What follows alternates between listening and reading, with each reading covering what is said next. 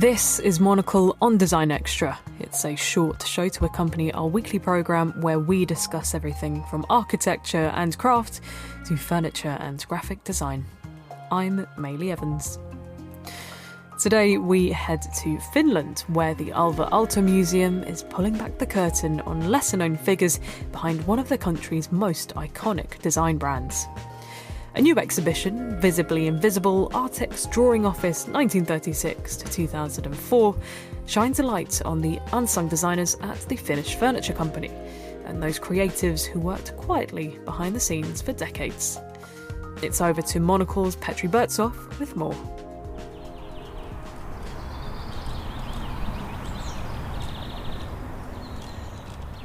This summer, the Alvar Aalto Museum in Jyväskylä, Finland, the famed modernist architect's hometown, is shining a light on those who have long stood in the shadows of design history. Visibly Invisible is an exhibition dedicated to the many unsung talents who helped shape the modern design language of Artek, the iconic Finnish design company founded by Alvar and Aino Aalto in 1935. Moi, tervetuloa! Moi, kiitos! My name is Mari Murtoniemi. I'm the chief curator at Alvar Aalto Museum and I'm responsible for the exhibitions as well as the design collection.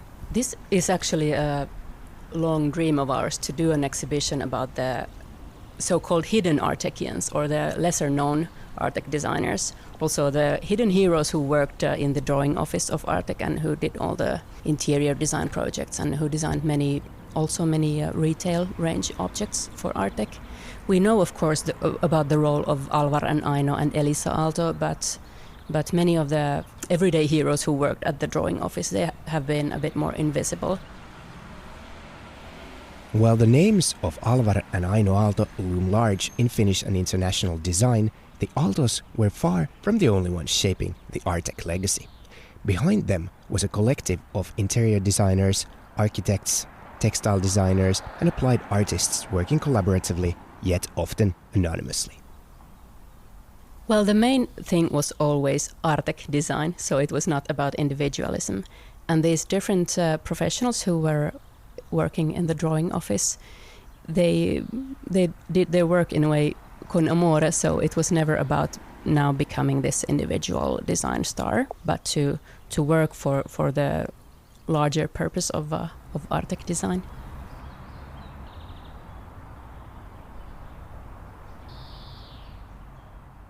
The collective ethos was central to Artek's philosophy. But did the designers have creative freedom, or were they simply following the Aaltos' lead?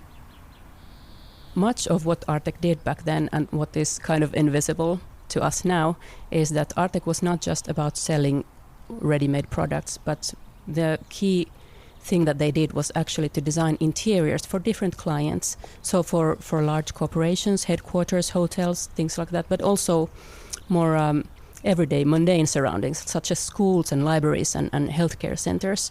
When the Artek designers worked on an Alvar Aalto architect office building or something that Aaltos had designed, then of course it made sense that all the final decisions were made by the architect. And usually that was the head architect, which was usually Alvar Aalto.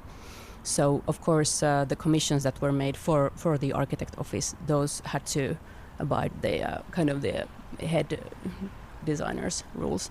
And Artek worked very well with Aalto's architect office, and especially, of course, during the time when Aino Aalto was design director in Artek, the connection was quite natural. But after Aino Aalto's death, the design director Maija Heikinheimo, she was real treasure, and she really could work very well with cooperate with the Aalto's architect office to do the best possible Aalto-esque design for all the interiors. Despite their contributions, most of these designers never made it onto the product labels. At some point, everything that was not Aalto design was just Artek design, so kind of anonymous.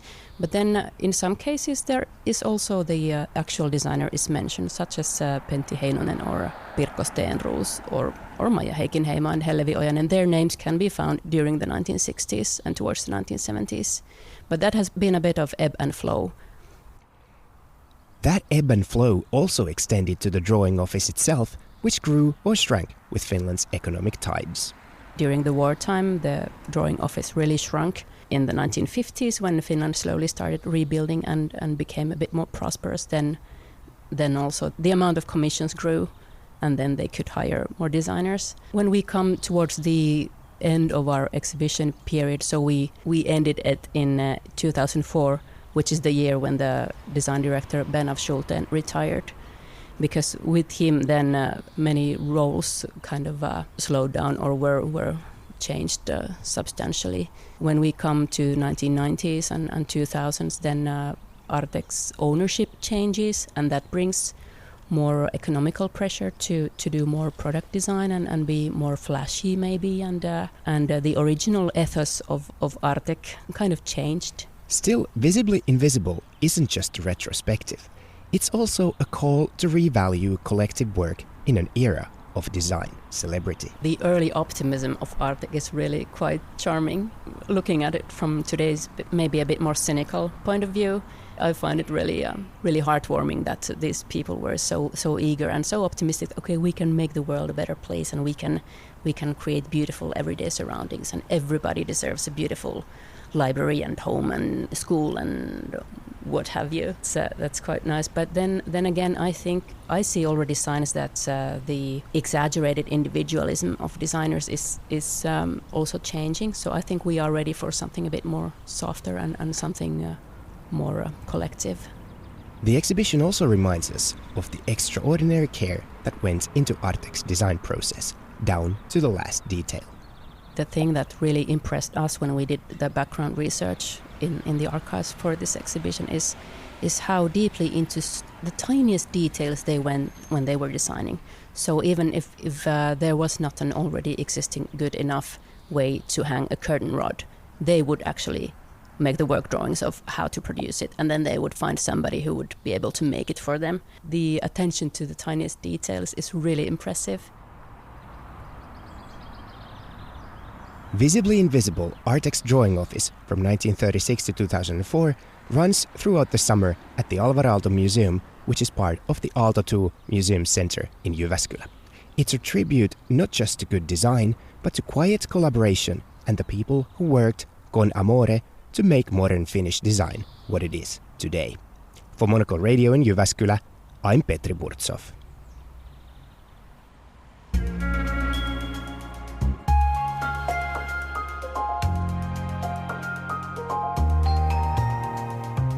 Thank you, Petri.